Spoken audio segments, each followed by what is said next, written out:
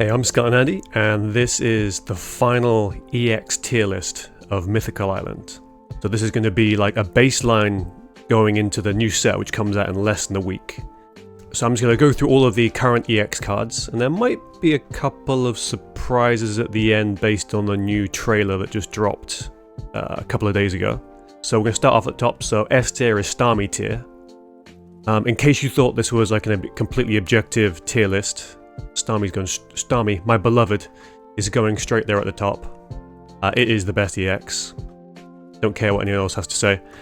The only thing, so you've got 2 energy for 90 damage, phenomenal aggro card. 130 health means it's pretty tanky as well. Zero retreat cost. A little cheeky Misty and this thing just wins games outright early on. The weakness of Starmie really is that it doesn't have a good partner in water decks, so once the rest of water ups its game, we'll probably see Starmie appear a lot more.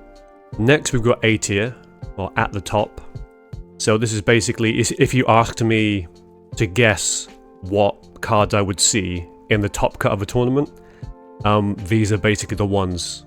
Then we've got good but, so B tier. So these are cards which, yeah, you'll see them in the top cut fairly often, but maybe they're just missing something. Like maybe they're more of a support piece, or they're not quite good enough to be represented in the top cut all the time. Then we've got C tier, which can be good. And this is just for cards which are like, they're pretty good, but they're not like, you might see them in the top cut. Like usually they'll be like in a top 32 cut, there'll be like one legend who's piloting this sort of C tier deck up into the top cut. And then D tier is for don't exist. They don't exist. So this is just, they don't exist. They don't exist! Again, like A tier, if you ask me what's going to make a top cut, these won't be on that list. So let's start with probably quite an obvious A tier card. And that's going to be Pikachu EX. I think fairly straightforward. Peak EX since the beginning has been one of the strongest decks. Just Circle Circuit, again, being able to come out and do 90, 120 health. And like fighting decks do exist now, but it doesn't really have too much. I don't think it really has a lot of bad matchups really. Because with the 90 damage you can rush down Mewtwo, you can, even like the new Gyarados matchup, you can take those down as well. So Peak EX is just good enough, like you see it in every top cut. What else is going to be A tier? Okay, the obvious A tier is Mewtwo. One of the most, again, it was a consistent deck before and it only got more consistent in Mythical Island. Thanks to things like the Mythical Slab. Blue gave it a bit more defense. Leaf made the 2 retreat cost a bit easier to manage. With the Gardevoir setup, you've got that win state where you just do 150 every turn, and it's reasonably bulky at 150. And Darkness just isn't really there. I'll get to it later, but Darkness doesn't really exist in the top cuts very often, so Mewtwo doesn't really have to worry about that. Whereas things like Gyarados has to worry about Peak EX, Charizard has to worry about water decks, etc. Speaking of Charizard, this is our other A tier card. I would say it's less common in top cuts. Pika EX and Mewtwo EX are probably the 2 most numerous. And in Charizard, you tend to get a bit of a split between that and Arcanine at the moment. Again, for a stage 2 to be in the top cut, spoiler, generally if you're a stage 2, you're not gonna be in the top, in the A tier, I think, in my opinion. Just because of the unreliability of getting out the second stage. But what it has got going for it is the most damaging attack in the game for 200. So it just, once Charizard comes out, it just one-shots anything on the board. And I think there's nothing, the Venusaur is 190, so even that can't blue its way through a Crimson Storm. Maybe let's pull out something from another tier. It hurts me to do this, but Gengar EX. So it's got the ability to turn off support cards. 170 is reasonably bulky. It does 100 damage for 3, which is fine, but it's just kind of saying, hey, I'm not a big damage dealer. It's mostly there for the ability, and the ability is pretty good because supporters are quite powerful, and especially against like grass decks that want to use Erica and Leaf a lot, but it's not quite there. Again, as I said before, it's a stage 2, so you're adding the variants of I hope I draw into my stages. But Gengar is something which, you know, it can make top cut, but it's kind of rare. So this is the C tier. Stage 2s that can be good. I think also we're going to have Blastoise in there and Venusaur. So Blastoise is bulky, but again, stage 2, and it does 100 damage, which is great, but it's can do like, what, 160? But it's conditional on extra energy, and so you're kind of really reliant on either building up for a long time, or having like a good Misty to push it into that sort of 160 damage zone. Next, Venusaur, again, 190, so I think it's the tankiest? Yeah. So we've yet to see anything with like 200 health. So Razor Leaf is good, Giant Bloom 100 is okay, but then Healing for 30 is good because you're combining Healing for 30 with Erica and then maybe Potions. So it can be good. So something I think is S tier is Executor EX. So it basically runs as like a tank in the active spot while your other stuff builds up. So Celebi, Superior decks do really well, but my feeling is that Executor EX is the power behind the throne. That a lot of those decks that do really well probably do really well because Executor EX is just such a good card. Because 160 bulk, 1 energy for 40 or maybe 80. So the ideal start is you go first, you put down your Execute. On your second turn, you go into Executor EX and you start swinging. And if you do 80, immediately anyone's like tough EX, so like a Mewtwo EX, Peak EX. I think most EXs in the game immediately start sweating because you put them in like 50-50 two-shot range. So this thing, it shouldn't, I mean, it's bulky enough, and also there's grass, so there's Erica healing. You can just sort of laugh off a lot of attacks. So Peak EX has what, 90, which would two-shot it, but then if you've got like a couple of Ericas and Potions, you can go take three fully charged Circle Circuits before you go down. Previously in Apex, the 3 retreat cost would have been an issue, but because of Leaf, you're not so worried, so you can have 1 energy and then Leaf will just let you pull that back. And even if it's a tank, like Executor, it can just very easily solo everything your opponent has. Like, it just wins games by itself. So I absolutely think that is S tier. Continuing with the grass theme, we've got Celebi going into A tier. Bit of a non-shock. Probably the only thing caging Celebi is the random nature of its damage, because I've seen it flip a lot of coins, and I've seen most of those coins go blank, and then they just lose the game. So 130 is good health, although I think these days everyone builds to take out 130s. Things like Mew, I think Zapdos as well. And yeah, the aggro potential of this is if you go second, on your second turn you just come out and you start doing like 0 to 100, and if you hit that 100, usually that's game in a lot of cases.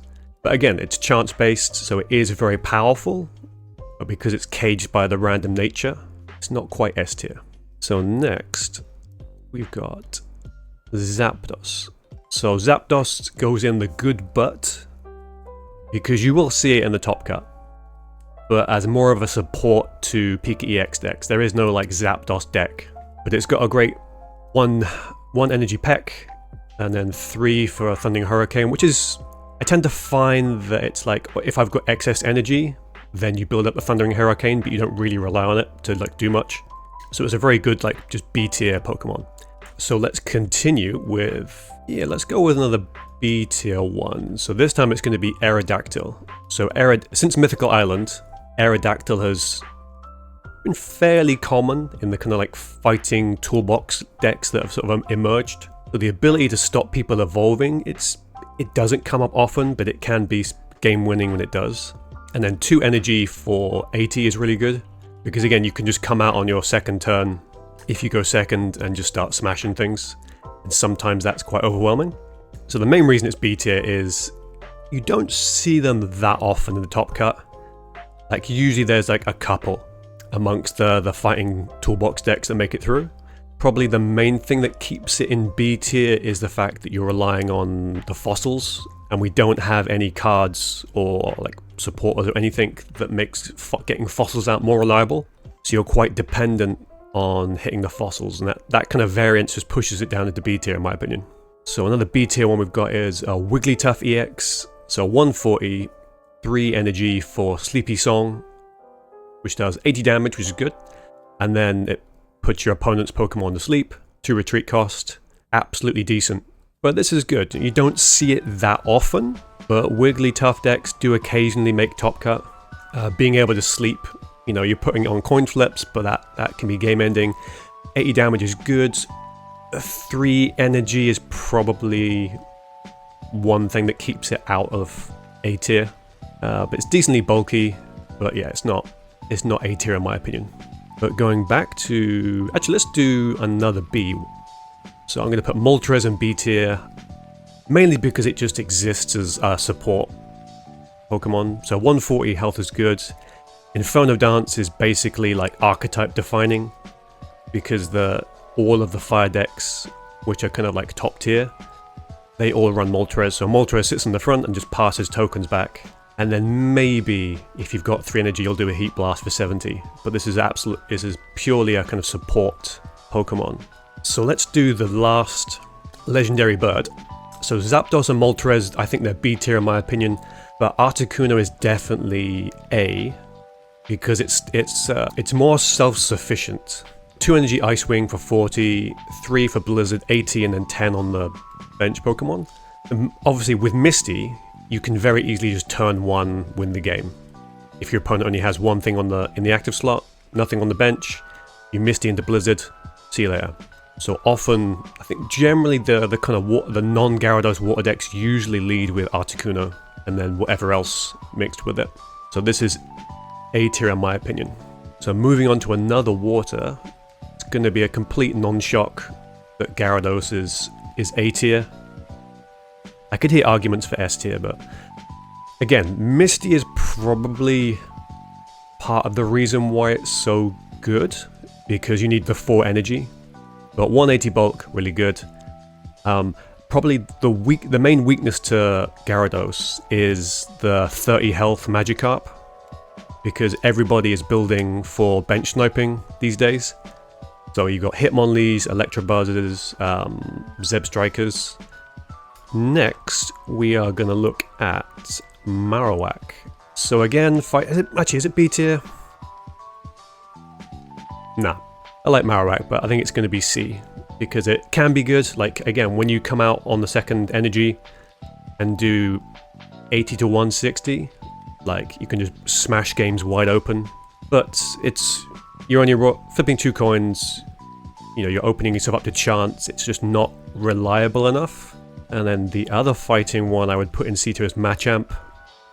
So I kind of like Machamp, because compared to the other stage 2s, it does a lot more damage. Sorry, not a lot more damage. I mean, okay, it doesn't seem like a lot of damage, but 120 is 130 with the Giovanni, and 130 is good for punching into things like Zapdos, Mew, and Celebi. It's one-shotting Pikachu, even though, you know, you don't need 120 because of weakness, but that's one-shotting Pikachu, and you're 2-shotting most other things. And it helps to, it's better than 100 because you're then sort of accounting for them maybe using a potion. So I like Machamp, but again, it's stage 2. So next we've got Arcanine going straight into A tier. We're sort of being slept on a little bit in Genetic Apex, but now, like, I'd say fire decks are probably one of the, I think, yeah, they're probably behind Electric, Psychic, and Water in terms of like the share at the top cut. But Charizard and Arcanine usually sort of share whatever fire decks there are. They usually be split between Charizard and Arcanine. Again, Arcanine 120, so it'll one-shot a Celebi, with Giovanni at one-shots a Mew. And again, doing 20 damage to yourself isn't great, but with Moltres, the fact that you can come out and do 120 a lot quicker than Charizard, means that you can rush down things fairly quickly sometimes. So the second normal, so Pidgeot EX, again it's a stage 2, but I'd probably still put it at B tier just because its damage, it's limited by your opponent's bench, but then you usually do about 100, maybe up to 140. One retreat cost is real good. And neutral energy means compared to the other stage 2s, there's a lot more possibilities with the decks you can put it into. Because, for example, you could do like Executor Pidgeot. You can slot it into other different types of decks. So the main thing is, so it's stage 2, but it punches are generally a bit harder than the other stage 2s, which I think puts it into B tier. So it's good, but so I would expect to maybe see one Pidgeot in a top cut. So the final EX is Mew, and I think that goes in A tier as well. It's not incredibly strong by itself, but one thing Mew has done to the meta is that it feels like a bit of a gap filler, because we're still in like the first set of the game, and so a lot of decks don't really have something that can kind of tank. You've got Mew EX and Budding Expeditioner. If you need a way to fight against Charizard or Mewtwo, then Mew's perfect because it can genome hack their ability and just one-shot them in return. So Mew's probably going to be seen less as those decks are able to fill the gap with other stuff. But Mew is absolutely everywhere, so it's gone straight into the Mewtwo EX archetype. You even see it turn up in like Arcanine decks as well, so it's absolutely an A tier. So that's all the EX. Well, okay, speaking of we've got the don't exist tier. Okay, they don't exist. They don't exist. They don't exist. They don't exist. They don't exist. They don't exist. So unfortunately, if I had to say don't exist, They don't exist. They don't exist. it's gonna be, I'm using Wheezing, but it's basically Dark Energy because it has 0 EXs. And the same for Melmetal, representing Steel. In top cuts, they just don't exist. They don't exist. But I said there might be a little surprise, and what we have seen from the trailer is we've got 2 new EX cards. So we're going to start off with Dialga. So this is kind of a preemptive tiering, but Dialga, 150 health, Metallic Turbo, so 30 damage, but then you put 2 Steel Energy onto something on your bench. And this could even be, it's not capped at Steel, so it could be onto like a Wigglytuff or a Pidgeot, or anything that relies on neutral energy. Obviously it also could be a Melmetal. And heavy impact for 100. So again, if this was a stage 2, it would probably be down in like B or probably B tier. But because it's a basic with 150 health, I think this is sort of leading the way now for Steel decks probably. Because they probably only get 1 or maybe 2 other EXs in the next set. But I think if you see Steel decks in the top cut next weekend, it's probably going to be led by a Dialga. And we've had Dialga. So on the edge of a very stacked A tier is Palkia. So 150 health. The main thing is obviously something like Zapdos. 1 energy for 20 is pretty good. Mew, 1 energy for 20, pretty good. 1 energy for 30 is real good because it lets you 2-shot the other 60 health basics. And against things with weakness, I mean, this thing is gonna... I mean, Blaine decks don't make the top cut very often anyway, and they definitely aren't if Palkia's around just to maybe one-shot a lot of their basics. Also, it's got Dimensional Storm, which is 150, you lose 3 water energy, but then you do 20 to the bench as well. So it's not like a Mewtwo where you're going to be doing this every turn, but the fact that you can sort of come out, sit in the active slot, tank, chip damage, and then either build up to the Dimensional Storm, or it just sits there and tanks for a Gyarados. I don't think it's a hot take to say that Palkia Gyarados decks might be a big deal in the first tournaments next weekend, because Palkia just slots into the spot that Druddigon was taking. Definitely an A tier card and something to watch out for. Alright, that's all the EX cards done. I think it's really telling about the balance of set 1. in that we have, in my opinion, there's no unusable, nothing is unusable or unplayable in the EXs. There's just things which aren't quite there. They just don't have the consistency to punch up into a top cut often enough. And also like the stuff that is really good, like A tier, is quite broad, I think. So yeah, I'm Scott Nandy. I make videos about the competitive scene in Pokemon TCG Pocket.